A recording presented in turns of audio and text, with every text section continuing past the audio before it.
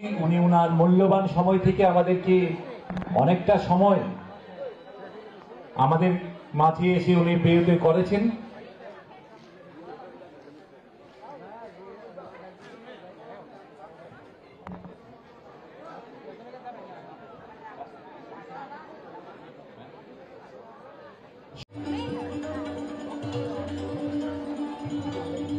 স্নিগ্ধা পাল এবং অন্যান্য কর্পোরেটর অনেকে এখানে উপস্থিত আছেন। শ্রীমতী রত্না দত্ত মহোদয়া, শ্রীমতী জাহ্নবী দাস চৌধুরী মহোদয়া, শ্রী অভিজিৎ মল্লিক এবং শ্রী অলোক রায়, শ্রীমতী শম্পা সরকার মহোদয়, অসীম ভট্টাচার্য আমাদের ভারতীয় জনতা পার্টির সদর আরবান ডিস্ট্রিক্টের মাননীয় সভাপতি, তাছাড়া উনি শিক্ষাবিদও, পড়াশোনার সাথে উনি স্টুডেন্টদের পড়ান।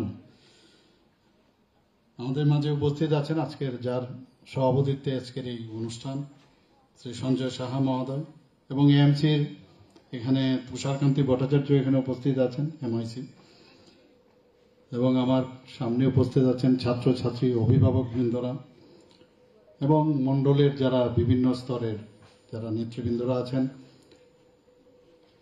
এবং এখানে সাংবাদিক বন্ধুরা, সবাইকে আমি হার্দিক অভিনন্দন ও শুভেচ্ছা জানাচ্ছি। অত্যন্ত ভালো লাগছে এখানে আপনাদের কাছে, মানে এমনটা হয় যে মাঝে মাঝে একদম আপনাদের ঘরেই চলে যায়, প্রতিটা ঘরে গিয়ে সেখানেই ফেলিসিটেশন দেই, কিন্তু তো অনেকদিন সময় লেগে যাবে, অনেক টাইম লাগবে। শুনলাম 400 জনের মতো এসছে এখানে, কাজেই এটা সম্ভবও হবে না। আর কারোর ঘরে গেলে তো বলবে চা খেয়ে যেতে হবে, তো চা খেয়ে গেলে তো সময় শেষ করবে না, কিন্তু একটা ইচ্ছা আছে যে বসে গিয়ে কথা বলি, এর মধ্যে কানেকশনটা আরো স্ট্রং হয়। হয়তোবা ভবিষ্যতে সেরকম একটা প্রোগ্রাম হয়তো রাখতে পারি। আর ভোটের সময় তো যেতেই হয়, তাও ওই দরজার পাশে গিয়ে ভোট দেবেন এই বলে চলে আসি। কিন্তু আসলে কানেকশন ইজ ভেরি ইম্পর্টেন্ট, যে কারণে মাননীয় প্রধানমন্ত্রী জি দেখুন একটা জিনিস সারা পৃথিবীর মধ্যে একটা আলোড়ন সৃষ্টি করেছেন যে মন কি বাত অনুষ্ঠান উনি করেন।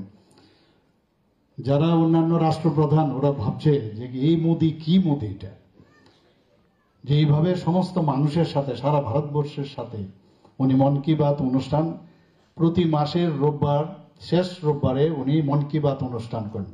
আসলে কিচ্ছু না, কারণ উনি জানেন যে সবার কাছে যাওয়া সম্ভব নয়। প্রধানমন্ত্রী হয়েছেন, সারা ভারতবর্ষ দেখতে হয়, কিন্তু প্রতি মাসে মানুষ থেকে খবর নেয়।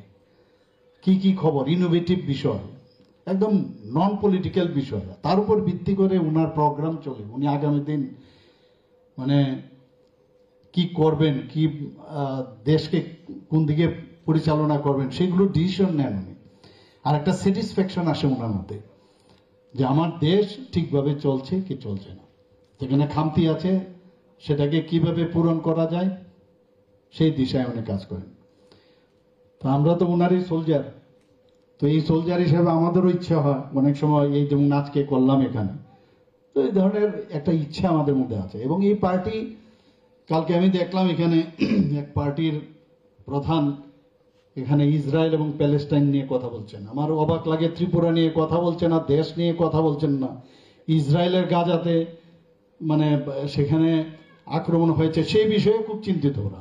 কিন্তু আমরা জবের থেকে এই সরকারে আমরা এসেছি, আমরা কিন্তু একটু কম টম জানি ওইসব বিষয়ে। হ্যাঁ, তো চাইনাতে কি হয়েছে, আমরা আমাদের দেশ নিয়ে আমরা কথাবার্তা বলতে ভালোবাসি। যাই হোক, এসব তাত্ত্বিক বিষয়, এগুলোতে আমরা যাব না। তো আজকে এখানে যারা স্টুডেন্টরা এসছেন, আমার একটা খুব ভালো লাগে যখন ছেলেদের থেকে মেয়েদের সংখ্যা দেখি বেশি আজকাল, খুব চারিদিকে। আমি জানি এখানে 400 জনের মধ্যে অন্তত মেয়েদের সংখ্যায় ভালো রেজাল্ট করেছে। দেখুন, রেজাল্ট 60% পাওয়া বা তার উপরে। আমার কিছুদিন আগে যারা ফার্স্ট সেকেন্ড থার্ড হয়েছে, আমাদের এই অনেকে ফার্স্ট, প্রায় 4 জনের মতো একসাথে ফার্স্ট হয়েছে 12th ক্লাসে।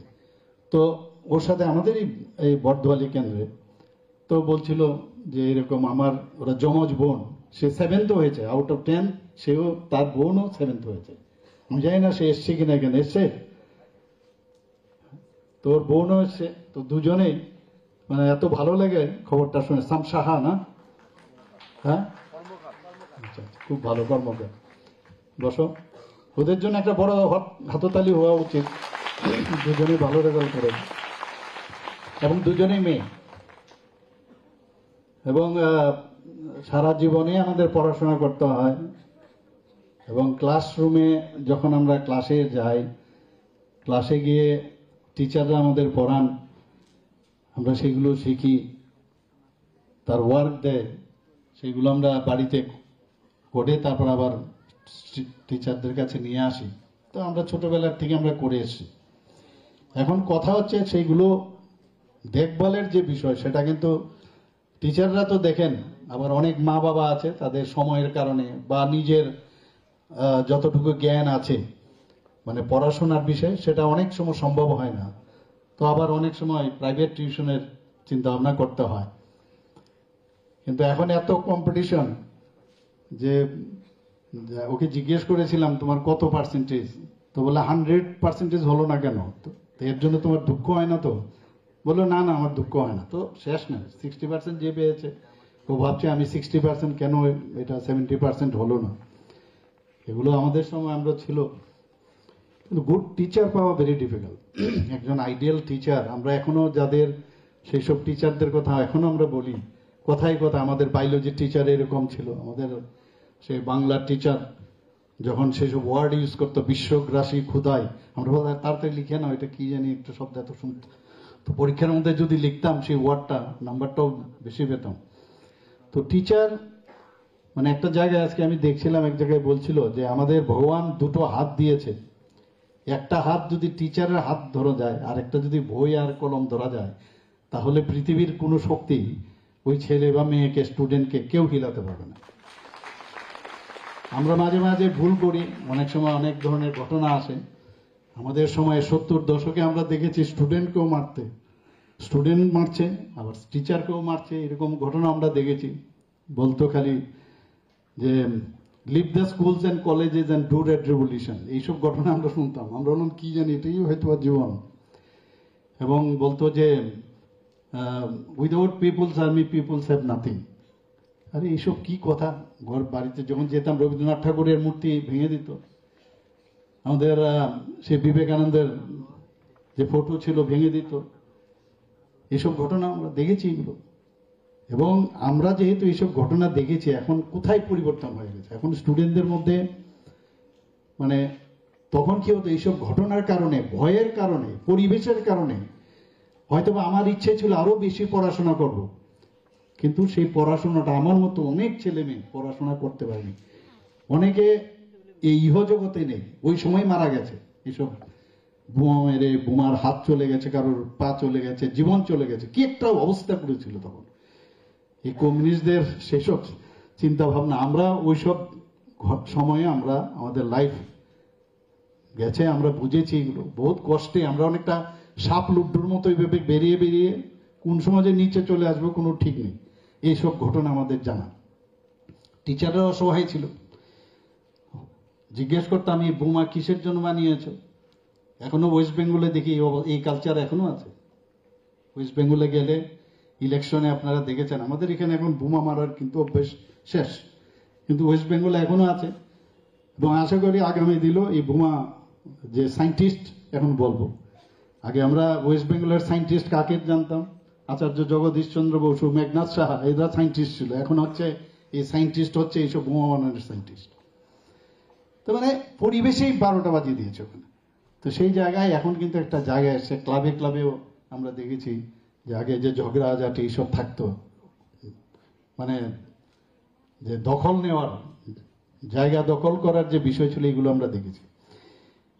তো পড়াশোনার 60%, 90%, 100% সেটা তো ঠিক আছে, এটা তো পেতেই হবে, কিন্তু স্কুলের মধ্যে অন্যান্য যে এক্সট্রা কারিকুলার অ্যাক্টিভিটিস আছে, সেগুলো যারা স্টুডেন্টদের জন্য বলছি, আমি গার্জিয়ানদের জন্য বলছি না, যে তাদের এইগুলোর দিকেও আমাদের নজর থাকা উচিত। আর অনেক সময় আছে যে কে কোথায় যাবে কিচ্ছু জানে না। একটা পাহাড় যেমন তার বেস যদি মাউন্টেন, এত বড় মাউন্টেন, যদি তার বেস স্ট্রং হয়, যত ঝড় তুফান যাই আসো, এই মাউন্টেনকে কিন্তু হিলাতে পারে না। তো you are the pillar education is the pillar of your establishment. এই সময়ে যদি আমরা নিজেদেরকে সেইভাবে আমরা গঠন করতে পারি, আগামী দিন এই যে একটা নেগেটিভ যে মানসিকতা, নেগেটিভ যে চিন্তাধারা, সেটা কিন্তু আঘাত করতে পারবে না। এবং এই যে আমাদের এই যে ইয়াং জেনারেশন, তারা কিন্তু ফিউচারে আমাদের ভবিষ্যৎ। ত্রিপুরার জন্য তো বটেই, ত্রিপুরার তো ভবিষ্যৎ। ত্রিপুরার ছেলে মেয়ে বাইরে, আমি এইমসেও গেছি বা কিছু, এইবার যে গেলাম আমি, প্রায় বহু জায়গার মধ্যে আমাদের এইমসের মধ্যে আমাদের ত্রিপুরার ছেলে মেয়েরা আছে। আমি ফ্লাইটে যাচ্ছি, একজন বলছেন যে স্যার আমি তো গাইনোকোলজিস্ট, আমি আপনার আন্ডারে এরকম জায়গায় ছিলাম, তো আমার হাজবেন্ডও অ্যানেস্থেসিওলজিস্ট, এইবারই যাচ্ছিলাম। তো আমি বললাম আরে কোথায় যাচ্ছ, চলে এসো এখানে ত্রিপুরাতে। তো এরকম বহু জায়গা আছে আমাদের ত্রিপুরার ছেলে মেয়েরা। আর একটা হেবিট হয়ে গেছে যে আমরা বাইরে থাকলে সুযোগ সুবিধা পাবো। অনেকে আছে আমেরিকায় থাকে, আমরা গার্জিয়ানরা অনেকে খুব খুশি থাকে আমার ছেলে মেয়ে কোথায়, কেউ বলে ইউকেতে আছে, লিভারপুলে আছে, কেউ আমেরিকাতে বলে। তো সেখানে আমেরিকাতে কি করছে আমরা তো দেখতে পাচ্ছি না, আমাদের কি লাভ হবে এতে? তো আমি তো সবাইকে বলি আপনাদের মাধ্যমেও, যারা ত্রিপুরাতে আসুক, ত্রিপুরাকে একটা আইডিয়াল একটা স্টেট আমরা বানাতে চাই। আমি ওরাল এন্ড ম্যাক্সিলোফেসিয়াল সার্জারিতে যখন পিজি করেছিলাম, আমার মনে আছে এখানে ত্রিপুরাতে আমার আগে ঠিক কিছুদিন আগে একজন ওরাল সার্জন ছিল, ওরাল এন্ড ম্যাক্সিলোফেসিয়াল সার্জন সেখানে ছিল না। তো কিং জর্জ মেডিকেল কলেজে আমার যে এইচওডি উনি বলছিলেন যে আরে কোথায় যাচ্ছ তুমি, ত্রিপুরা, ত্রিপুরাকে তো চিনতই না, ওরা আসাম ভাবতো। এখানে থেকে যাও, তো একটা পোস্ট খালি আছে সিনিয়র রেসিডেন্ট। আমি বললাম যে স্যার আমি মনে হচ্ছে আগরতলায় গেলেই ভালো হবে, এখানে তো ম্যাক্সিলোফেসিয়াল সার্জন প্রচুর। আমি যদি দুটো লোককেও যদি এখানে আমি, তা আমার কারণে যদি লাভ হয়, আর এখানে তো অনেক ম্যাক্সিলোফেসিয়াল সার্জন, সেটার মধ্যে একটা স্যাটিসফ্যাকশন, যেটা এর থেকে বড় স্যাটিসফ্যাকশন আর কিছুই হতে পারে না। তো আজকে আমেরিকাতে আমাদের ছেলে মেয়েরা আছে, সব ভালো, দেশের জন্য পৃথিবীর জন্য কাজ করছে, কিন্তু আমাদের ডাইরেক্টলি কিন্তু আমরা কিছু দেখতে পাচ্ছি না। তা আমি এখানে বলবো যে যাই করো, এখনো আমাদের যারা মাঝে মাঝে আমার কাছে ফাইল আসে যে 3 বছরের জন্য তাকে মানে স্পেশাল ইয়ে দিয়ে ছুটি দিয়ে তাকে দিতে হবে, 3 বছরে সে সুপার স্পেশালিটি করবে এরকম।